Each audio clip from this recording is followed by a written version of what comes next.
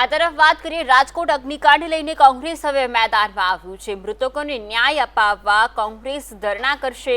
કોંગ્રેસ દ્વારા 72 કલાક ધરણાનું એલાન કરી દેવામાં આવ્યું છે અને આ ધરણા માટે 7 થી 10 તારીખ સુધીની મંજૂરી માંગવામાં આવી છે। રાજકોટના ત્રિકોણબાગ ખાતે કોંગ્રેસ આ ધરણાનું આયોજન કરશે। ઓનલાઈન પર સંવાદદાતા મયુર સરવૈયા જોડાયા છે। મયુર, રાજકોટ અગ્નિકાંડ અને તેમાં હવે કોંગ્રેસ મેદાને આવ્યું છે, ધરણા કરવાનું એલાન કરાયું છે।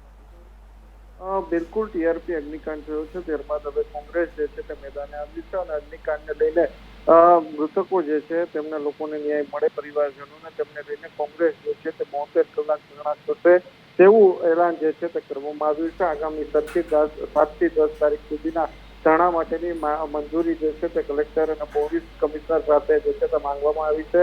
રાજકોટના ત્રિકોણબાગ ખાતે કોંગ્રેસ દ્વારા વિરોધ કરી અને મંજૂરી જે છે તે માંગવામાં આવી છે અને આજે જે મહેશ રાજપૂત છે તેમના દ્વારા પણ મંજૂરી માંગવામાં આવી છે। અલગ અલગ જગ્યાએથી મંજૂરી લઈ અને ધરણા માટેની એલાન જે છે તે કરવામાં આવી છે।